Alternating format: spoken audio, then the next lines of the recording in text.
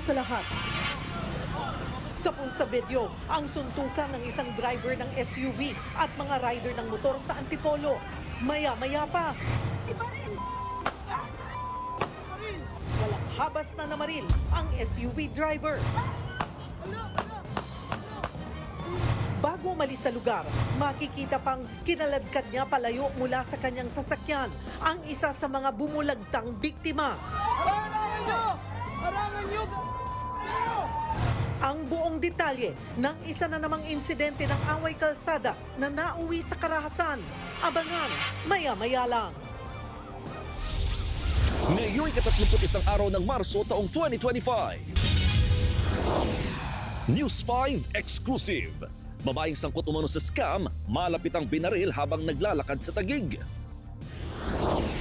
Sa pulsa video, tangke ng LPG sumabog sa isang tindahan sa Taytay, Rizal. Mga nasawi sa tinaguri ang killer quake sa Myanmar at Thailand, umakyat na sa halos 2,000. 4 na OFW nawawala. Ang mga opisyal naman ng Pilipinas aminadong hindi tayo handa sakaling tumama sa atin ng ganyang kalakas na lindol. Sanhi ng pagbagsak ng Cessna plane sa Pangasinan na ikinamatay ng piloto at estudyante nito, iniimbestigahan ng Kaap. Iba pang eroplano ng flying school, hindi muna pinapayagang makalipad. Isa pang sapul sa video, sapakan ng 2 driver ng multicab na uwi sa saksakan. Pampano, Bacon at Kasim o Team Grocery, mga bagong pangalang tumanggap din umano ng confidential funds ni VP Sara. Palalakasin doon ito ang laban ng prosekusyon sa impeachment trial. At eto na nga, Jody Santa Maria bibida sa kanyang comeback horror film na tungkol sa paglaban sa fake news. Si Jody makakasama natin mamaya live.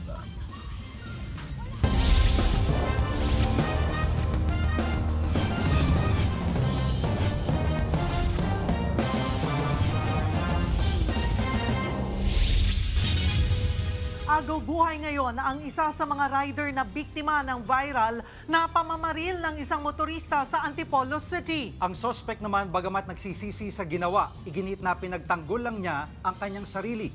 Nasa frontline ng balitang yan si Hannibal Talete. Sa pool, sa cellphone video na nagsusuntukan, ang isang lalaking nakaputing t-shirt at 2 riders sa barangay San Jose, Antipolo, Rizal. Panay sa lag ang nakaputing lalaki habang pinagtutulungan siya ng mga rider. May mga sumubok umawat pero patuloy ang suntukan. Sa isa pang kuha, kitang biglang bumunot ng baril ang lalaking nakaputi. Pinaputukan niya ang isa sa mga kasuntukang rider pero nakailag pa ito. Muli niya itong binaril kaya natumba. Pinaputukan din ng lalaki ang iba pang nasa paligid.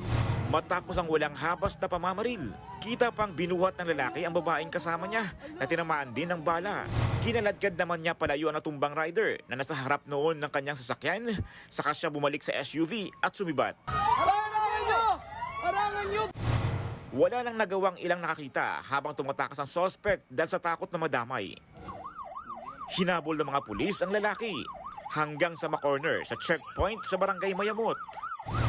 Pinadapa ang SUV driver, pinusasan at dinala sa presinto. Ayon sa Antipolo Police, 4 ang nasugatan sa pamamaril ng suspect. Kabilang dyan ang kasuntukan niyang rider na critical dahil sa tama ng bala sa ulo. Tinamaan naman ng bala sa kanang braso ang anak ng nasabing rider. Nadamay din ang isang e-trike driver na umaawat sa gulo. Nasapol din ng bala sa hita ang babaeng kinakasama ng suspect.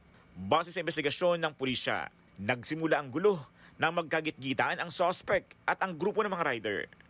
Muntik na silang masagi na grupo ng nakamotor. So, yung grupo ng nakamotor na yon, kinat sila doon sa part na yon. So, kaya nahinto rin yung sasakyan. Giit naman ng suspect, dinepensahan niya lang ang kanyang sarili. Sinumbit ko lang po dito sa kung sakali pong susugod pa sila, ayun po, sumugod pa po sila eh. Pinoprotektahan ko na lang din po yung sarili ko. Ang mga rider din daw ang nagsimula ng gitgitan. Bagay na pinabulaanan ng isa sa mga biktima at anak ng critical na rider. Sa video na kuha ng isa sa mga rider, kita pang pagewang-gewang ang SUV ng suspect. habang humaharurot sa kalsada. Reckless driving po siya. Una niya pong nagitgit is yung father ko, sa kwitan niya. Muntik na po siyang sumemplang, buti lang po iniwasan, pero hindi po namin pinansin muna yun. Tapos after nun, sobrang bilis po magpatakbo nung sasakyan. Hanggang sa nasumbong ko po kay daddy sa through intercom sa helmet. Nasabi ko, nagitgit ako ng isang Fortuner na item. Nagbabalita mula sa frontline. Hannibal Talete, News 5. Dead on the spot ang isang rider na sumalpok sa Center Island sa Maynila. Ang kawawang rider ninakawan pa ng gamit habang nakahandusay. Nasa frontline ng balitang yan, si Dave Abuel. Sa CCTV na ito, makikitang matuli ng takbo ng rider na yan sa bahagi ng Legarda Street sa Maynila nitong linggo ng madaling araw. Mula outer lane, humarurot siya papasok sa inner lane, saka sumalpok sa Center Island. Tumilapon ng rider pati ang motorsiklo. Sa isa pang anggulo ng CCTV, kita ang pagbagsak ng rider. Natanggal ang helmet mula sa rider at gumulong ito sa kalsada. Dead on the spot ang rider na si Wendell John Limin, 28 anyos, isang call center agent. Ayon sa barangay, may kabilisan ng takbo ng rider. Accident prone daw itong area dahil pagbaba ng flyover, bahagyang paliko ang kalsada. Pero nang suriin naman ng barangay ang kuha ng CCTV, nakitang napagnakawan pa pala ang sumemplang na rider. Kita ang isang lalaki na may dinampot sa mga tumilapon na gamit. Agad namin ngayon talaga inimbestigahan kung taga sa amin, kung sino man yung gumawa ng ganun. Mayroong pangyayari, kukuhanin pa ng gamit. So dito naman sa kasalukuyan namin siyang hinahanap. Mensahe naman ng kaanak sa kumuha sa gamit ni Wendell. Nadisgrasya na nga yung apo namin, tapos nanakawan mo pa. Imbis na surrender niya, tinangay niya pa.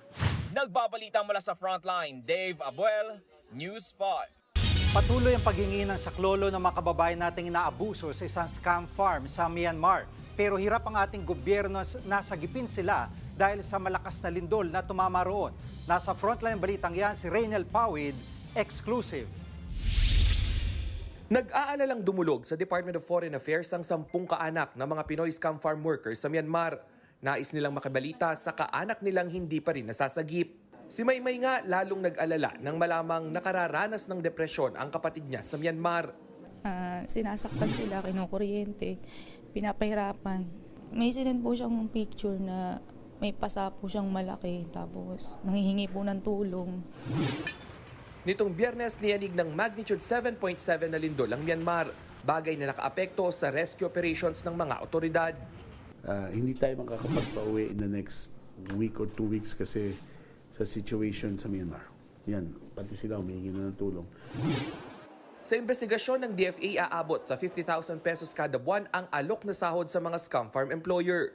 Target nila ang mga Pinoy dahil mabilis daw matuto. Sa impormasyong nakalap ng DFA, mga kaibigan at kaanak ng mga Pinoy scam farm worker ang kanilang nabibiktima sa ngayon dahil sa humihinang industriya ng scamming sa Myanmar. Pero ayon sa mapagkakatiwalaang source ng News 5, may mga bagong saltang Pinoy sa scam hub sa nakalipas na 2 linggo. Nagbabalita mula sa frontline, Rainiel Pawid, News 5. Hindi pa rin mapababa ng gobyerno ang presyo ng ilang bilihin kahit may itinakdang maximum suggested retail price. Samantala, dumami naman ang bilang ng mga Pilipinong nagugutom base sa isang survey. Nasa frontline ng balitang yan, si Carrie Cater. Batay sa huling survey ng Social Weather Station o SWS, pumalo na sa 27.2% ang hunger rate sa Pilipinas sa unang 3 buwan ng 2025. Pinakamataas daw yan simula noong kasagsagan ng COVID-19 pandemic. Si Tatay Dante nga pilit pinagkakasya ang 600 pesos sa isang araw para sa 6 na miyembro ng kanyang pamilya. Sa mahal daw ng mga bilihin, ilang linggo na rin silang hindi nakakatikim ng karne. Gulay, isda, ang mura. Isda, kita mo, 100 lang. Ang baboy hindi kaya ang budget. Pero ayon kay Agriculture Secretary Francisco Chu Laurel, hindi ang pagtaas ng presyo ng mga bilihin ang dahilan ng pagdami ng mga nagugutom. While definitely some in areas you cannot discount that there is hunger because of, but I think that's more of economics na eh. It is not agriculture related. Kita naman natin yung presyo sa palengke, bumaba. Dismayado rin ang mismong kalihim sa hindi bumababang presyo ng karneng baboy sa kabila ng ipinapatupad na maximum suggested retail price. Umaabot pa rin ang bentahan sa mahigit 400 pesos kada kilo, mas mataas sa 350 hanggang 380 pesos na MSRP. We have to make sure na ang farm gate ay nasa 230. Kung di sila susunod, bababa ko pa yun at magkaipitan na kami, pinakailangan. That is already bordering on profiteering. Maghihigpit pa raw ang DA sa mga susunod na araw sa tulong ng Department of Trade and Industry. Kung hindi pa rin daw masunod ang MSRP, nagbabala na rin si Laurel na iaakyat na nila ang issue sa Quinta Committee sa Kamara. Pwedeng maparusahan ang mga mapapatunayang nananamantala sa ilalim ng Price Act at Anti-Agricultural Economic Sabotage Law. Sa bigas naman, ibinaba na ang MSRP sa imported premium rice sa 45 pesos kada kilo mula 49 pesos. Bunsod ito ng patuloy na pagmura ng presyo sa global market. Pati imported na bawang pinag-iisipan na rin daw ng DA na patawan ng MSRP bago maghunyo. Yung garlic importer, ang cost nila niyan is 80 pesos lang eh. Tapos binibenta na ng 1. I think that's too much. Nagbabalita mula sa Frontline, Caricator, News 5.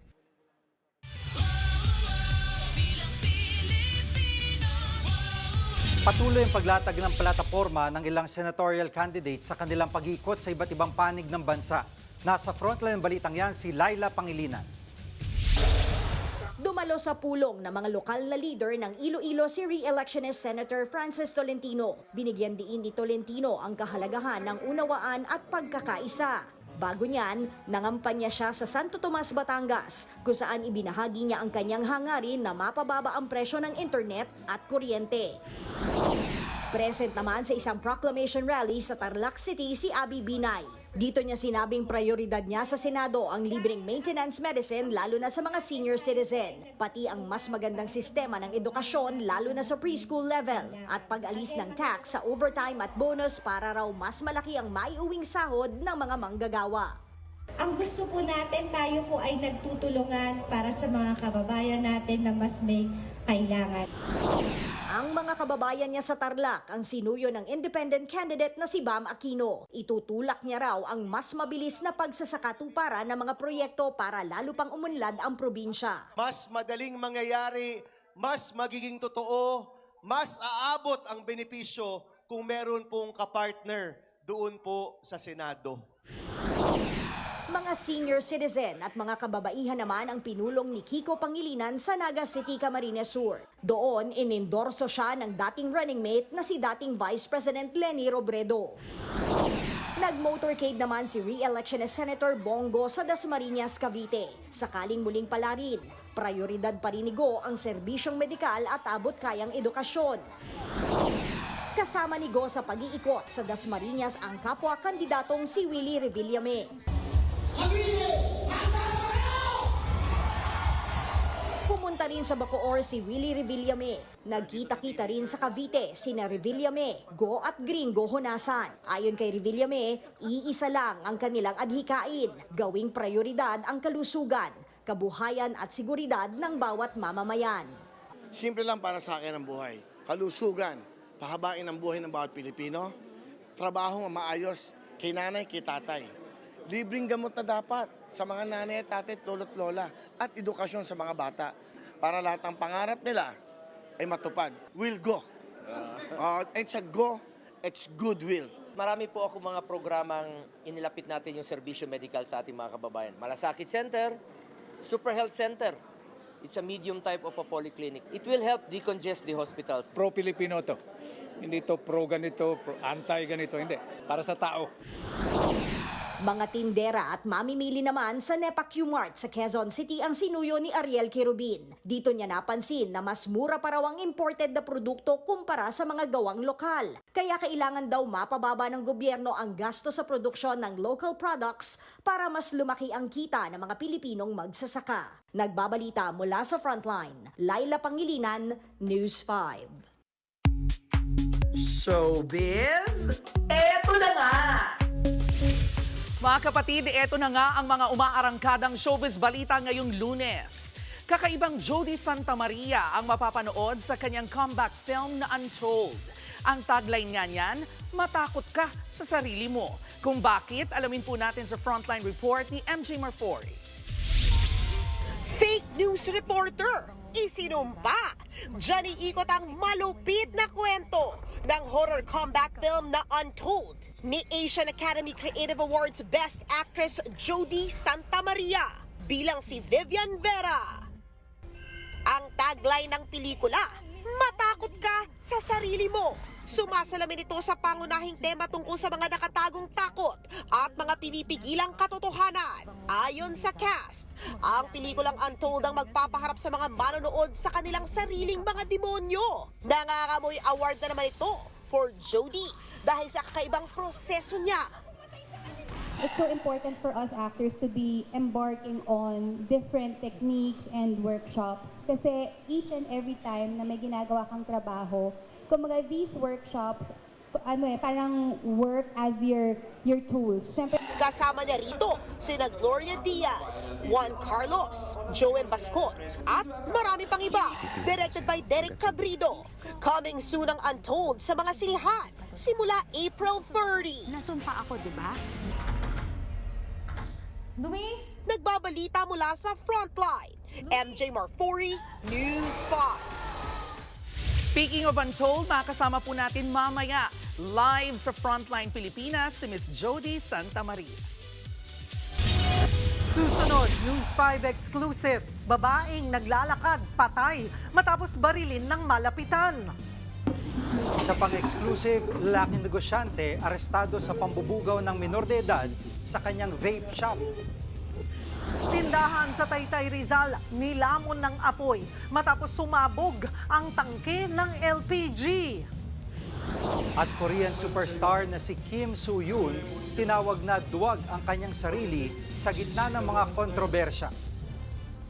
Abangan ng lahat ng yan sa pagbabalik ng Frontline Pilipinas.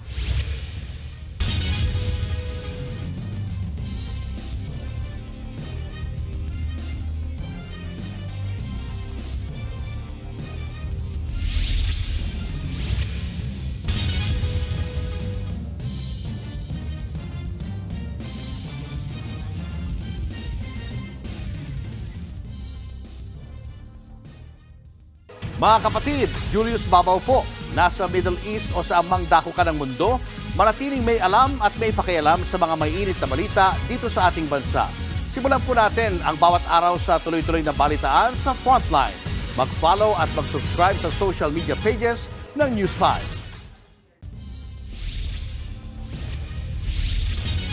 Sa pool sa video ang mala-wrestling na eksena ng dalawang nag-away na tsuper sa Davao City. Nasaksak pa sa dibdib ang isa sa kanila. Ang dahilan sa away kalsada na yan, abangan, maya-maya lang.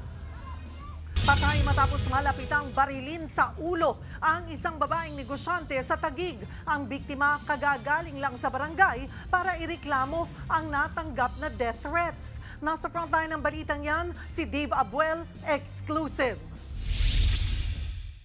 Nakahinto sa gilid ng kalsada ang dalawang rider na yan sa Barangay Western Bikutan sa Taguig. Kapansin-pansin na hindi mapakali ang rider na nakaitim. Maya-maya, huminto siya sa tapat ng isang gate at bumaba sa kasinundan ng dalawang babaeng nakapayong. Nang biglang, malapitan nitong binaril sa ulo ang isang babae. Bumulagta sa kalsada ang biktima habang napatakbo naman sa takot ang kanyang kasama at iba pang nakakita.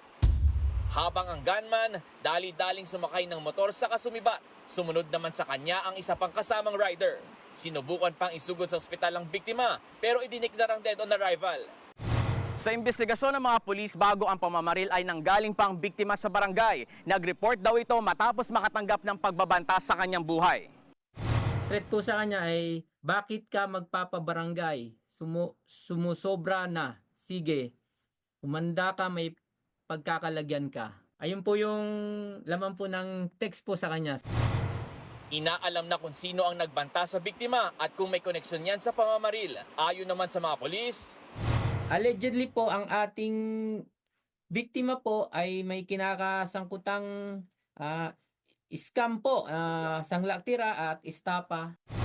Natukoy na ang pagkakakilanlan ng namaril matapos ma-recover ang motor na ginamit sa krimen. Pinaghahanap na ang mga salarin na maharap sa reklamong murder. Sinubukan naman ng News 5 na makapanayam ang kaanak ng biktima pero tumanggi ito. Nagbabalita mula sa Frontline, Dave Abuel, News 5. Hindi nakapormang isang lalaki may-ari ng vape shop ng damputin ng mga operatiba sa Taguig. Bukod sa paglalako ng vape, nambubugaw rin daw ng minor de edad ang suspect. Nagbabalik si Dave Abuel, exclusive. Mangiyak-ngiyak pa ng arestuhin sa entrapment operation ng lalaking yan sa loob ng isang vape shop sa Taguig City. Sospek ang lalaki sa pambubugaw ng 15 anyos na babae.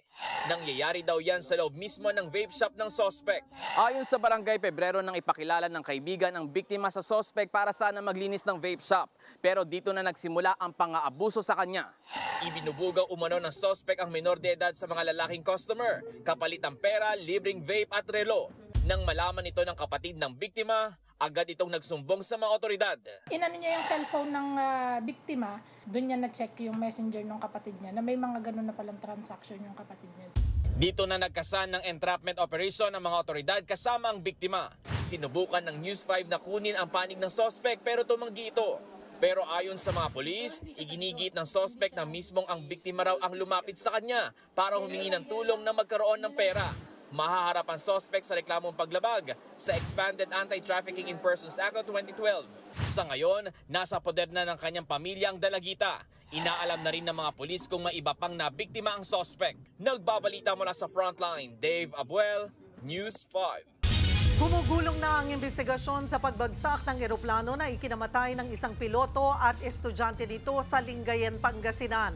Habang inaalam ang sanhi ng plane crash, hindi muna pinapayagang lumipad ang iba pang eroplano ng flying school. Nasa frontline ng balitang yan, si Brian Basa. Halos magkapira-piraso ang Cessna plane na ito matapos bumagsak sa bakanteng lote sa Barangay Libsong East sa Lingayen, Pangasinan. Pasado alas 8 ng umaga kahapon nang mag-take off mula Lingayen Airport ang eroplano, sakay ang 31 anyos na piloto at ang 25 anyos na pilot student. Pero makalipas ang ilang minuto, bumagsak ang eroplano. Sinubukan pang isugod sa ospital ang dalawang piloto pero hindi na sila umabot ng buhay. Heto na lang yung natira mula ron sa bumagsak na eroplano. Bukod sa yupi-yupi na yung mga pakpak at lasog-lasog na yung katawan, wala na rin yung nguso nito. Binaklas na rin ng mga piloto ang makina ng eroplano para sa investigasyon ng mga otoridad. Inaalam na ng Civil Aviation Authority of the Philippines kung problema sa makina o human error ang sanhi ng plane crash. Kaya habang gumugulong ang investigasyon, hindi muna pinayagang makalipad ang ibang eroplano ng flying school. Nangako naman ang Pilipinas Space and Aviation Academy na makikipagtulungan sila sa investigasyon ng kaap. Nakiramay na rin sila sa pamilya ng mga biktima. Dinala na ngayon ng kanyang pamilya sa Baguio ang labi ng nasawing piloto. Sa Bulacan naman iniuwi ang labi ng pilot student. Hindi naman makapaniwala ang ilang malapit na kaibigan ng dalawang biktima sa nangyaring trahedya. Nagbiroan kami na kami yung magiging mekaniko niya sa eroplanong paliliparin niya. Kaso nga lang po, wala ganun nangyari po. Parang magkapatid talaga. Alam niya yung personal na problema ko at vice versa, ganun din siya sa akin. Humiling na muna ng privacy ang mga naulilang pamilya ng mga biktima. Naialis na rin sa crash site ang natitirang bahagi ng bumagsak na eroplano. Mula sa Lingayen, Pangasinan, nagbabalita mula sa Frontline, Brian Basa, News 5. Sa pool sa CCTV ang pagsabog ng LPG sa isang tindahan sa Taytay, Rizal. Dahil sa pagsabog, 3 nalapnos ang buong katawan. Nasa Frontline balitang yan si Gary De Leon. Abalang ilan sa pagluluto sa loob ng kainang ito sa Barangay San Juan, Taytay, Rizal, alas 9 ng umaga noong Biyernes. Ilang sandali lang, biglang sumabog ang tindahan. Ang ilang tao sa loob, hindi nakaalis at tila sinilaban. Sa isa pang kuha ng CCTV, makikita rin ang pagsabog at pagkasunog ng tindahan.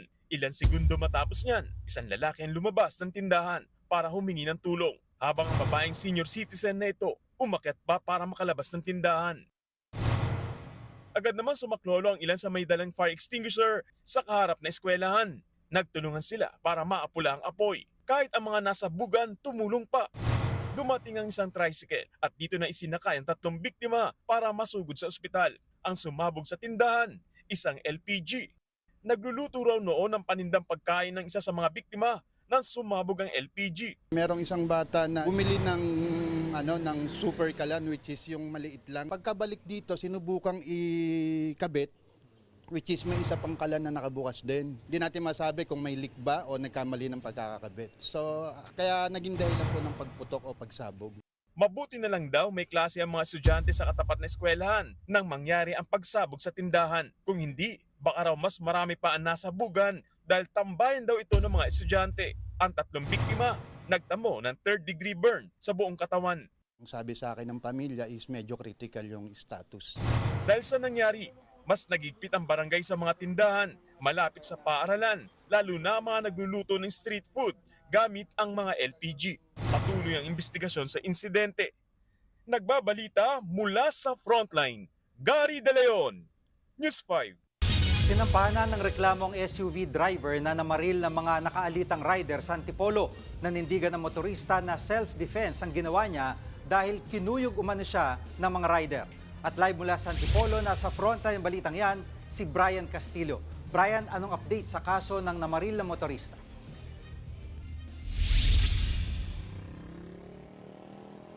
Jiggy, ayon sa mga pulis, hindi pwedeng tignan bilang isang self-defense yung nangyaring pamamaril sa insidente ng road rage dito sa Antipolo kahapon. Bukod pa riyan yung malinaw anya ng paglabag sa umiiral ngayon na election gun ban. Sinampahan na ng reklamong frustrated murder ang driver ng SUV na sangkot sa away kalsada na nauwi sa suntukan at pamamaril sa Antipolo, Rizal. 4 ang nasugatan sa insidente. Kabilang dyan ang isang rider na nananatili pa rin sa intensive care unit o ICU dahil sa tama ng bala sa ulo. Labis daw ang pagsisisi ng namaril na driver ng SUV. Pero giit niya, kinailangan daw niyang depensa ng sarili dahil kinukuyog niya siya. Natakot din daw ang suspect dahil baka armado rin ang isa sa mga rider. Humingi po ako ng tawad sa nagawa ko. Pinagtulungan po nila ako, hindi ko po talaga ginusto yun. Talagang lang po talaga, nagdilim na lang po talaga paningin ko, pasensya na po. Pero ayon sa PNP, hindi pwedeng idahilan na self-defense ang inasal ng driver. Pinabulaanan din nila ang sinasabi ng suspect na may bitbit na baril ang isa sa mga rider. Road rage po talaga ito. Hindi ito plan, hindi ito planado, sa burst of emotion with wrong reaction. Ayon sa mga otoridad, isang lehitimong negosyante ang suspect na may malinis na record sa pulisya. Mayroong ding lisensya ang dala nitong baril, pero hindi pa rin daw ito dapat dala ng suspect dahil sa election gun ban. Dala niya na yon.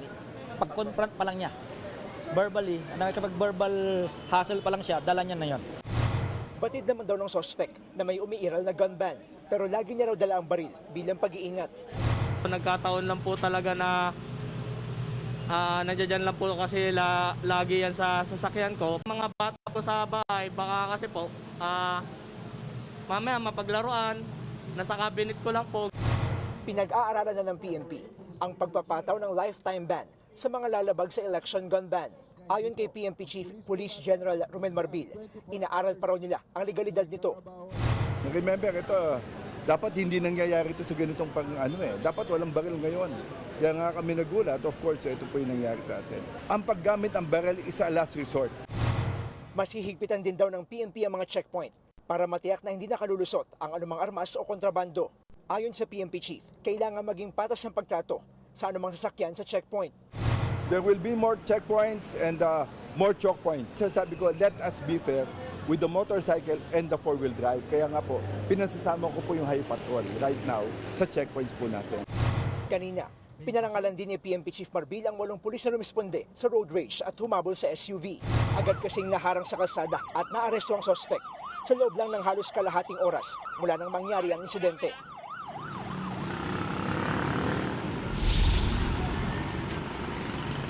Sige, naglabas naman ng show cause order ang FTO tapos sa SUV driver sa itong motorcycle rider na support sa road rage. Papaliwanag kita kung bakit hindi dapat i-revoke yung kanyang lisensya na sa ngayon.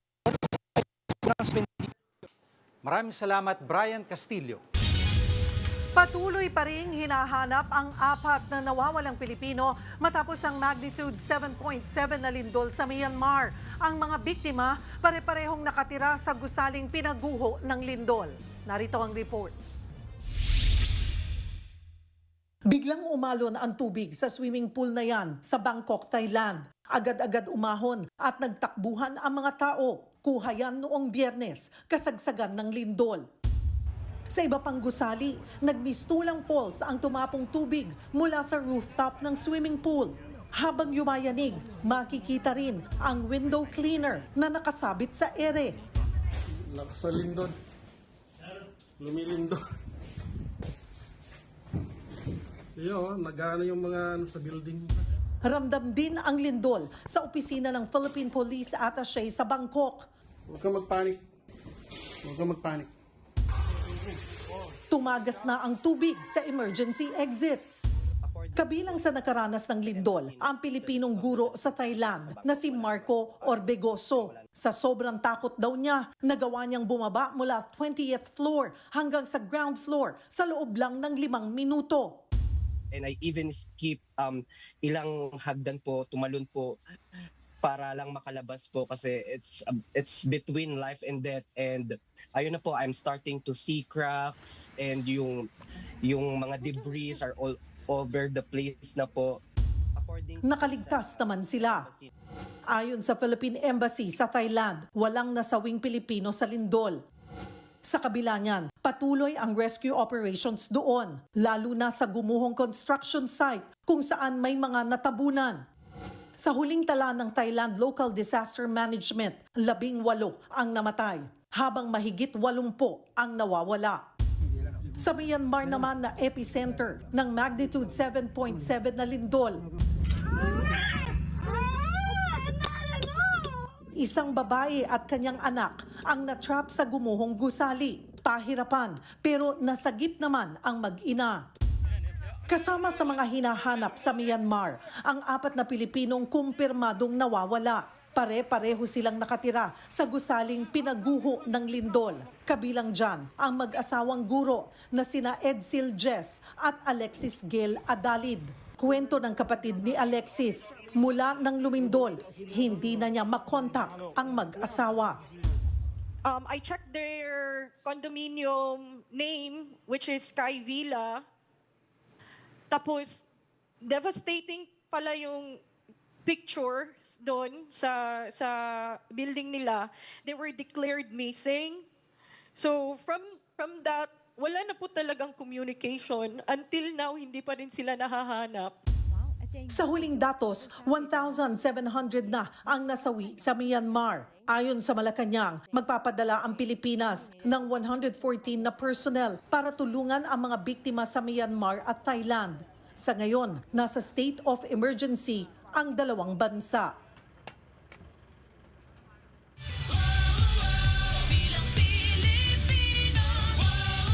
Ilang araw mula nang magsimula ang local campaign period, ngayon palang gugulong ang kampanya ng mga Duterte sa Davao City para sa Bilang Pilipino 2025. Ang katunggali naman nilang pamilya Nograles tuloy ang panunuyo ng mga Davaoenyo. Live mula sa Davao City, nasa frontline balitang yan ang aming Mindanao correspondent na si Bril Montalvo. Bril, anong aasahan natin sa campaign rally ng mga Duterte dyan? Jiggy, ngayon ang kick-off ng campaign rally ng hugpong sa taong lungsod na pinangungunahan ng pamilya Duterte dito sa Barangay Catalunan Pequeño, Davao City. Nangampanya naman sa ibang barangay ang kalaban nilang Team Nograles. Ngayon pa lang nagsimula ang kampanya ng mga Duterte simula nang mag-umpisa ang campaign period para sa kandidato sa mga lokal na posisyon. Tumatakbo bilang mayor ng Davao City si dating Pangulong Rodrigo Duterte na nakakulong sa The Hague, Netherlands dahil sa kasong crimes against humanity kaugnay ng war on drugs. Running mate ni Duterte ang anak niyang si incumbent Mayor Baste Duterte, habang ang anak pang isa ni Duterte na si Congressman Paulo Duterte, re-electionist para sa unang distrito ng lungsod. Ang makakalaban naman ni Duterte sa pagkaalkalde na si Carlo Nograles, hindi rin nagpahuli sa pag-iikot sa ibang barangay sa Davao City. Ang kapatid ni Nograles na si PBA Party List Representative Attorney Migs Nograles, makakalaban si Pulong bilang kongresista sa unang distrito ng lungsod. Jiggy, sa ngayon nagpapatuloy sa mga oras na ito ang kampanya ng hugpong sa taong lungsod. Maya-maya inaasahang dadating dito si Mayor Sebastian Duterte na para pangunahan ang kampanya dito. Sa atin ngang nakuhang impormasyon mula sa kampo ng mga Nograles ay nagsagawa din sila ng campaign rally ngayong gabi sa barangay 22-C dito sa lungsod. Jiggy. Maraming salamat News 5 Mindanao correspondent Bril Montalvo.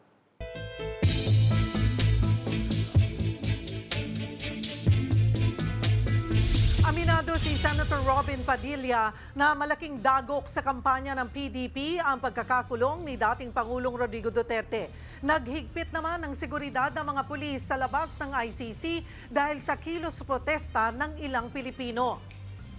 Live mula sa The Hague, Netherlands, nasa frontline ng balitang yan, si Mon Gualvez. Mon, marami pa bang nagpoprotesta sa labas ng ICC?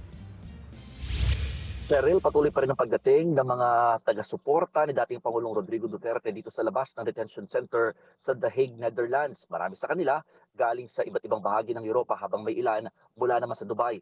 Gaya na nakikita yung sa aking likuran, mas kaunti na sila ngayon kumpara nitong weekend kung saan napuno itong bahagi ng park sa labas ng detention center nitong weekend para nga magpakita ng suporta sa dating Pangulo.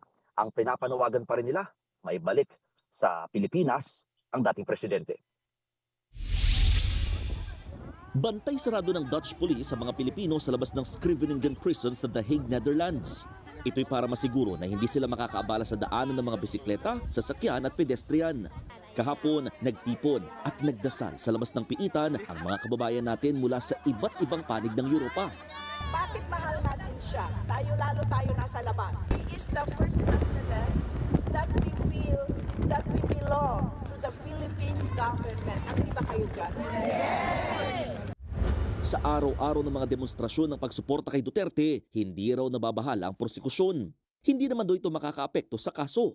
Wala pa rin daw na isusumiting motion ng kampo ni Duterte para sa pansamantalang paglaya ng dating Pangulo. Hindi raw sapat na puro panawagan lamang ang gawin ng kanyang mga taga-suporta.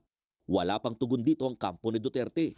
Nitong weekend, walang dumalaw na sino man sa mga kaanak ng dating Pangulo. Gayunman, nauna na nakabisita rito ang common law wife ng dating Pangulo na si Hanilet Avancenia at anak nilang si Kitty Duterte. Pati na rin si Vice President Sara na kasama na ngayon dito sa The Hague ang nanay na si Elizabeth Zimmerman. Lumipad na kahapon pabalik ng Pilipinas si Senador Robin Padilla. Pero eksklusibo muna siyang nagpaunlak ng panayam sa News 5 sa 2 linggo rin niyang pananatili sa The Netherlands.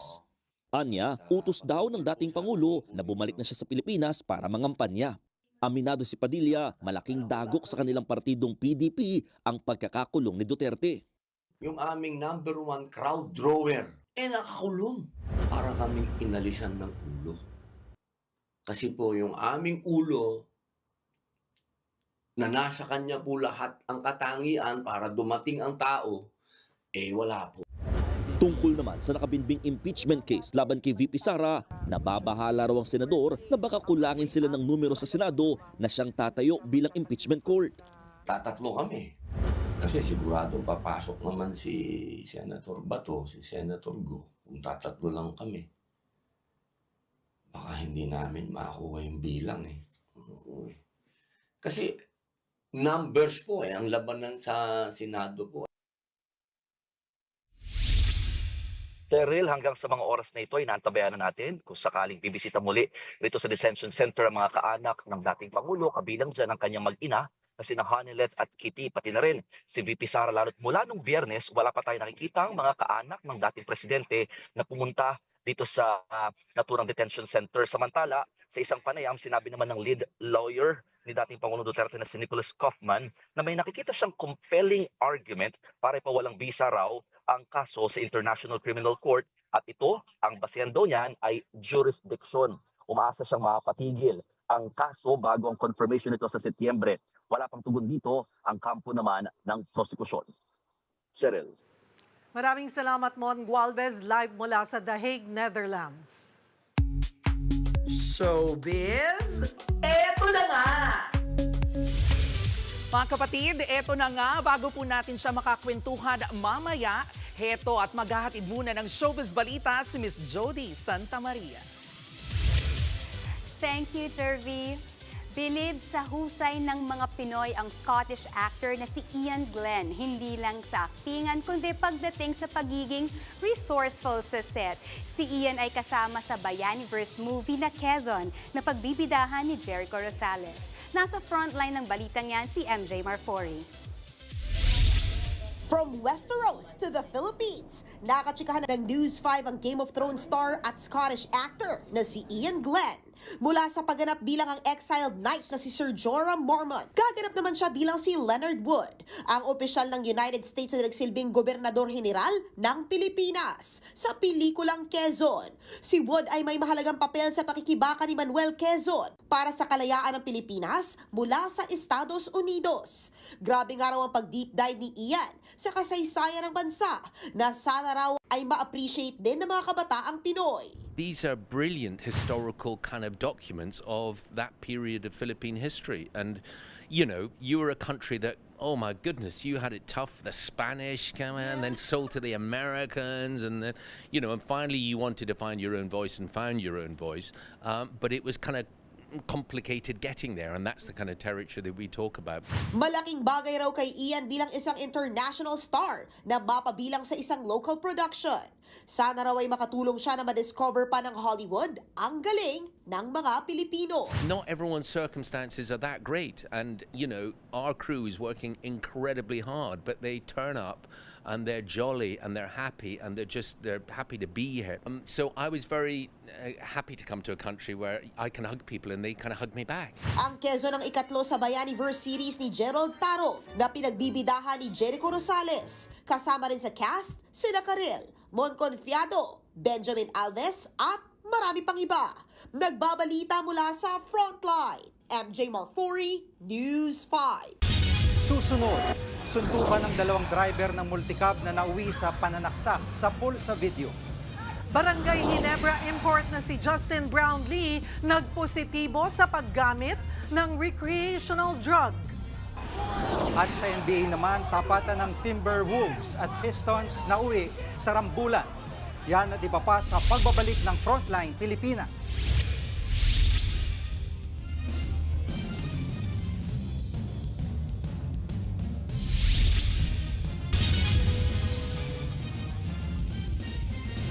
Mga kapatid, Julius Babaw po. Nasa Middle East o saan mang dako ka ng mundo, manatiling may alam at may pakialam sa mga mainit na balita dito sa ating bansa. Simulan po natin ang bawat araw sa tuloy-tuloy na balitaan sa Frontline. Mag-follow at mag-subscribe sa social media pages ng News 5. Nauwi sa away kalsada ang agawan ng pasahero ng dalawang multicab driver sa Davao City. Sugatan ang isa sa kanila matapos masaksak sa dibdib. Nasa Frontline balitang yan ang aming Mindanao correspondent na si Bril Montalvo. Nagulangtang ang mga motorista at mga naglalakad sa kahabaan ng CM Recto Street sa Davao City nitong linggo ng hapon. Biglang nag-away ang dalawang driver ng pampasaherong multicab. Ang nakaputing damit na tsuper may hawak na bakal at pinaghahampas ang nakaasul na driver. Ang mga pasahero na pababa sa takot. Sinalag ng nakaasul ang mga hampas sa kanya hanggang sa mabitawan ng kanyang kaaway ang bakal. Hindi pa sila tumigil.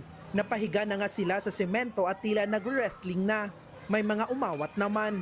Hindi na nakuna ng video pero ang nakaputing driver ang nasaksak sa dibdib gamit ang tari sa manok. Ayon sa mga pulis, agawan sa pasahero ang punot dulo ng kanilang away. Yung driver ng blue jeep, unang hinampas niya yung driver ng color yellow na jeep sa ulo banda. Ang sabi nga ng mga witnesses is may dugo. May dugo yung ulo ng isang driver na hinampas. Tukoy na ng otoridad ang pagkakakilanlan ng nanaksak na tsuper. Hinahanap na siya. Nagpapagaling naman sa ospital ang sugatang driver. Nagdesisyon siyang hindi na magsasampa ng reklamo pero inihahanda pa rin ng pulisya ang reklamong alarms and scandals laban sa dalawang tsuper. Papadalhan din nila ng report ang LTO at LTFRB para sa kaukulang aksyon. Nagbabalita mula sa Frontline, Bril Montalvo, News 5, Mindanao. May mga kakaibang pangalan na naman na nabisto sa listahan ng mga tumanggap ng confidential funds ni Vice President Sara Duterte. Bukod sa mga naunang katunog ng chichirya at prutas, meron naman ngayong Team Grocery na kapangalan ng karne at isda. Nasa frontline ng balitang yan, si Marian Enriquez. Bukod kina Mary Grace Piatos, Miggy Mango, Jay Camote at Xiaomi Ocho, merong dagdag na pangalang inilabas na umano'y nakatanggap ng confidential funds mula sa opisina ni Vice President Sara Duterte. Sina Beverly Claire Pampano, Miko Harina, Patty Ting, Ralph Joseph Bacon at Sala Kasim. Lahat daw ng mga pangalang ito walang birth certificate at walang marriage o death record sa Philippine Statistics Authority. Sa halos 2,000 recipients ng Confi Funds ng OVP, higit 1,300 dito ang walang birth records. Tinawag na Team Grocery ni Deputy Majority Leader Paulo Ortega ang mga pangalang tila mabibili raw sa palengke o grocery. Giit niya, hindi ito ang unang beses na may nakitang katawa-tawa o kakaibang pangalan. Nakalulungkot din daw na patuloy pa itong nadaragdagan. Mukha raw sinadyang mag-imbento ng listahan para pagtakpan kung saan dinala ang pondo. Giit ni House Prosecutor at San Juan Representative Bel Zamora, mapalalakas nito ang kanilang impeachment complaint laban kay VP Sara, partikular ang Article 2 na nakatuon sa pagwaldas umano sa confidential funds ng OVP at DepEd. Paliwanag pa ni Zamora, para sa mga namimiloso po na nagsasabi kaya nga confidential dapat or fictitious names dapat. The use of fictitious names for confidential funds is not automatically legal, as in fact there are guidelines that the officials have to follow. Tuloy-tuloy naman ang paghahanda ng prosekusyon para sa impeachment trial. Katunayan, nagsagawa na sila ng mock trial para sa paglilitis na inaasahang sisimulan sa July 30. Pati ang Malacanang nagtataka sa mga bagong pangalan sa confidential funds ni VP Sara. Hindi lang po siguro ang palasyo ang medyo nagtataka. Siguro lahat po ang taong bayan mismo ay nagtataka kung bakit ganito ang mga resibo na naibigay ng OVP. Sa kabila niyan, ipinauubayan na ng palasyo sa Kamara at Senado ang pag-iimbestiga tungkol dito. Nagbabalita mula sa Frontline, Marian Enriquez, News 5. May nagbabalik na PBA champion para ihatid ang latest updates sa frontline ng sports. Magkakasama natin muli si Diego Dario. Welcome back, Diego. Thank you, Cheryl. Kinumpirma ng Samahang Basketball ng Pilipinas na nagpositibo sa isang drug test result si Barangay Ginebra Star at Gilas naturalized player Justin Brownlee. Sinabi ito ng SBP matapos lumabas ang report na positibo sa recreational drug si Brownlee. Ayon sa SBP, tinutulungan na si Brownlee ng kanyang mga abogado mula sa Amerika kaugnay rito. Hindi pa malinaw sa ngayon kung anong banned substance ba ang nakita sa test result ni Brownlee. Umaasa silang hindi ito makakaapekto sa magiging kampanya ng koponan sa paparating na FIBA Asia Cup sa Agosto. Matatandaan noong 2023 ay nagpositibo sa Brownlee sa carboxy THC. 3 buwan na suspende si Brownlee dahil dito. Huwag kayong aalis, may sports news pa tayo mamaya. Susunod, maglola sa Cebu, pinagtataga ng kanilang kapitbahay. Sa poll sa CCTV, truck nahulog sa flyover. At lalaking lumalangoy sa dagat, patay matapos atakihin ng buwaya. Tutok lang mga kapatid, magbabalik pa ang Frontline Pilipinas.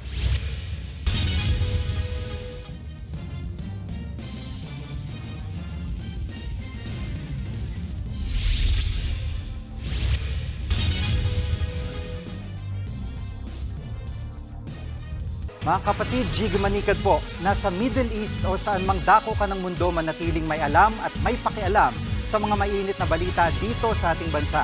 Simulan natin ang bawat araw sa tuloy-tuloy na balitaan sa Frontline. Mag-follow at mag-subscribe sa social media pages ng News 5. Pinagtataga hanggang sa mamatay ang natutulog na maglola sa Compostela, Cebu. Ang gumawa niyan, ang kanilang kapitbahay na nag-amok. Nasa frontline ng balitang yan, ang aming Visayas correspondent na si John Aroa. Halos mapugutan ang 5 taong gulang na batang si Gael Cugay habang may tagarin sa mukha at naputol naman ang kaliwang kamay ng kanyang 70 anyos na lola na si Evelyn Jaime. Ganyan ang kalunos-lunos na sinapit ng maglola sa loob ng kanilang bahay sa Compostela, Cebu. Ang suspect, ang 41 anyos nilang kapitbahay na si Jason Avila. Ayon sa mga otoridad, natutulog ang maglola nang pasukin ng suspect ang bahay. Nagawa pang pukpukin ng lola ang ulo ng suspect pero tuluyan sila nitong tinaga. Sunod namang tinarget ng suspect ang katabing bahay na kaanak din ng maglola. Sugatan dyan ang padre de pamilyang si Kelly Gomez habang kritikal ang kanyang misis sa si Rovelyn. Halos maputol naman ang braso ng kanilang 16 anyos na anak. Natigil lang ang pananaga ng suspect na mahuli siya ng barangay at pagtulungan ng taong bayan. Hindi pa matukoy ang motibo sa krimen pero the suspect madalas na nagiinom and nag-aamok pag nalalasing is nag-aamok na. Inaalam na rin kung lulumba siya sa illegal na droga. Labis naman ang hinagpis ng ina ng nasawing bata. Palitan na ganahan ako siya sinina para graduate. Nagpictorial na sila tumiyagin si Mana o si Mama. Okay ba o si Rasa ko magsugod ako sa kapukana ko gidamay. Nasa ospital ang suspect dahil sa tinamong sugat sa ulo. Nahaharap siya sa patong-patong na reklamo. Nagbabalita mula sa frontline. John Aroa, News 5 Visayas. Aminado ang Office of Civil Defense o OCD, hindi pa handa ang Pilipinas sa isang malakas na lindol tulad ng sa Myanmar. Marami raw kasing gusali at mga bahay ang may paglabag sa building code. Nasa frontline balitang yan si Camille Samonte. Maraming bahay at gusali ang pinaguho ng magnitude 7.7 na lindol sa Myanmar. Winasak din ng lindol ang mga tulay, paliparan at ilang tourist spots. Ito na ang pinakamalakas na lindol na naitala sa Myanmar sa nakalipas na mahigit 100 taon. Dito sa Pilipinas, pinaghahandaan naman ang The Big One o ang magnitude 7.2 na lindol kapag gumalaw ang West Valley Fault. Sa taya ng PHIVOLCS, higit 30,000 ang posibleng mamatay kapag tumama ang The Big One at mahigit 100,000 ang pwedeng masugatan. Aminado ang Office of Civil Defense o OCD na hindi pa handa ang Pilipinas para sa ganyang kalakas na lindol. Kailangan na raw nating maghabol sa paghahanda. Hindi raw sapat ang duck, cover and hold na parating pinapractice tuwing earthquake drill. Kahit napakaganda ng pagkakagawa mo ng duck, cover and hold, pag nangyari yan at nandun ka naman sa isang struktura na mahina, yung bahay mo substandard, baka doon ka malibing. Isa pang problema ayon sa OCD ang mga gusaling hindi sumusunod sa building code. Hanggat kaya pa natin, madaliin natin yung engineering solutions. Ibig sabihin, matibay yung bahay, sumusunod sa pinaka mahigpit na tinatawag na safety provisions ng building code. Yan ba ay sumunod? Maganda ba yung design yan? Kung tama naman din design, tama ba yung mga materials na ginamit? Baka substandard yung ginamit ng mga materials, kagaya ng bakal, yung rebars. No? Kung tama naman ang plano, pina-approve niya sa City Hall, tama ba yung pagkaka-implement niyan? Hindi lang din daw The Big One ang dapat na alalahanin dahil may iba pang 6 na active trenches sa bansa. Kapag gumalaw ang mga ito, posibleng higit pa sa magnitude 7.2 ang idulot nitong lindol. Kaya mungkahin ng OCD suriin ang mga bahay, gusali at iba pang istruktura kung kakayanin ng mga ito ang malakas na pagyani. Nagbabalita mula sa Frontline, Camille Samonte, News 5. 5 player at 2 coach ang na-eject sa Rumble sa gitna ng match ng Minnesota Timberwolves at Detroit Pistons. Nagsimulang magkainitan ng 2 team ng magkabanggaan sina Isaiah Stewart ng Pistons at Dante DiVincenzo ng Wolves noong second quarter. Nagkasagutan ng 2 team hanggang sa mauwi sa pisikalan. Bukod kay Stewart, na-eject sa panig ng Detroit ang coach nilang si JB Bickerstaff at player na sina Ron Holland II at Marcus Sasser. Sa Timberwolves naman, kasama ni DiVincenzo na pinalabas sa game si Naz Reid at assistant coach nilang si Pablo Prigioni. Natuloy pa rin naman ang game at nagwagi ang Timberwolves 123-104. Yan muna ang latest sa Frontline ng sports. Ako po si Diego Dario. Susunod, tanker truck bumangga at nahulog sa flyover. Driver dead on the spot. At Korean superstar na si Kim Soo-hyun, tinawag na duwag ang kanyang sarili sa gitna ng mga kontrobersya. Marami pa kayong mga balitang dapat malaman sa pagbabalik ng Frontline Pilipinas.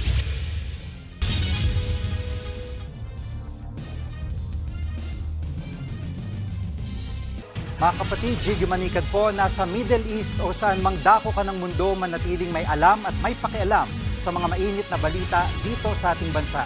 Simulan natin ang bawat araw sa tuloy-tuloy na balitaan sa Frontline. Mag-follow at mag-subscribe sa social media pages ng News 5.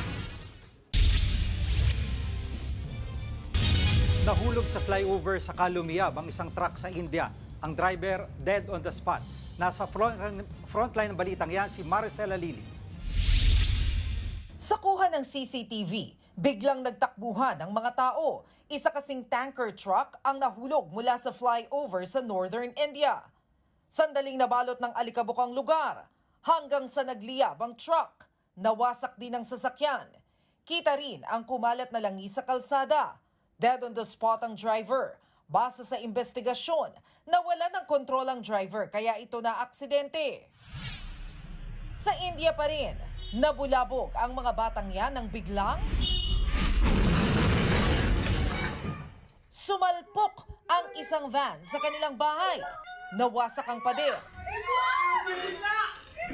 Mangiyak-ngiyak ang mga nakakita sa aksidente sa pag-aakalang nadisgrasya ang dalawang batang nakatayo sa gate. Nakaligtas naman sila. Base sa investigasyon, nawala ng kontrol ang driver ng van. Nagbabalita mula sa Frontline, Maricel Halili, News 5. Showbiz, eto na nga! Eto na nga, napaiyak ang Korean superstar na si Kim Soo-hyun nang humarap sa media ngayong araw. Humingi nga ng tawad si Kim Soo-hyun sa lahat ng dumalo sa press conference. Tinawag niyang duwag ang sarili dahil sa anya'y pagtatago, imbis na magpaliwanag.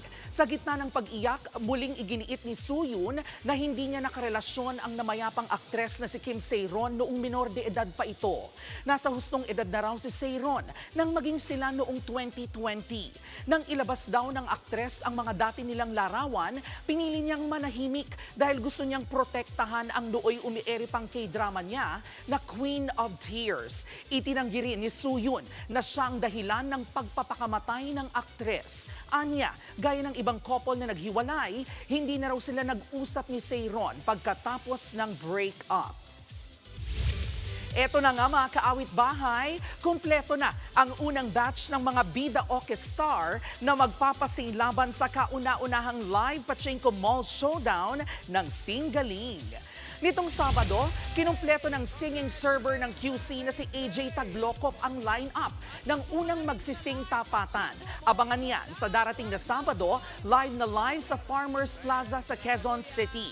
Sino-sino kaya sa Bida Oke Stars na sina Marisol Park, John Azurin, Shannon Garciso, RJ Cabael, Jefferson Mendoza at AJ Taglokop ang uuwing wagi. Tutok na sa Sabado para sa kauna-unahang live Pachinko Mall Showdown ng Singaling. 5:45 p.m. dito sa TV5 at Sari-Sari. Susunod sa pulsa video ang isang buwaya na may sinakmal na lalaki sa isang beach. Tuloy-tuloy pa makabuluhang balitaan sa pagbabalik ng Frontline Pilipinas.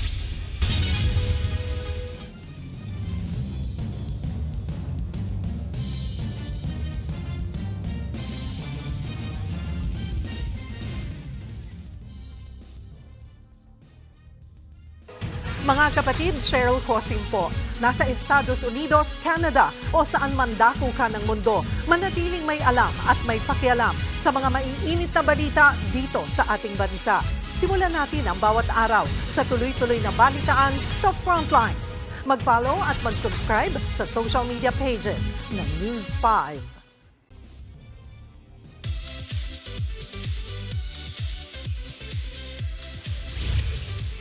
Present si Sandara Park sa kick-off concert ng Uber Mensch World Tour ni King of K-pop G-Dragon sa Seoul, South Korea.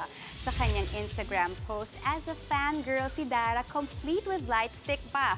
Siyempre kinilig ang hashtag DaragonFans. Dati nang inililink sina Sandara at G-Dragon. Spotted din sa concert ang iba pang K-pop stars gaya ni Chanyeol at Baekhyun ng EXO. Later that night, spotted din sina Dara sa after party ni G-Dragon. Welcome, Miss Jody sa Frontline Pilipinas. Thank you for joining us. Thank you for having me. Oo, of course. At hihintayin natin sa cinemas this coming April 30 ang iyong pelikula. Yes, Untold. Sa April 30 na po yan. Sana magkita-kita tayo sa lahat ng mga sinehan. At alam niyo ba, YouTuber na rin. Si Miss Jody. The Jody Santa Maria YouTube channel. The JSM channel. So mag-subscribe na rin kayo dyan. Hindi ka pa sobrang busy? At saka sigurado abangan namin pelikula mo. Thank you. Sana makapunta po kayo sa premiere. Okay. Bigyan mo nga kami ng konting patikim. Ano ba ang Untold? Si Untold ay istorya ng isang journalist na si Vivian Vera at kung ano ang kanyang ginawa para abutin ang kanyang ambisyon. So, gusto nating sagutin yung tanong na, does the end justify the means? Ayun. Wow.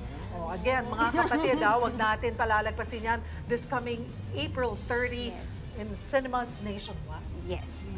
Congratulations! Congratulations! Napaka-perfect naman ng Lunes natin, di ba? Na pagsisimula ng ating linggo, kasama natin si Jody. Babalik ka. I will, yes. Salamat sa pag-imbita. At yan po mga balita at impormasyong dapat niyong malaman sa araw na ito. Mga balita para sa may alam at may pakialam. Kami ang inyong mga kasangga sa Frontline Pilipinas.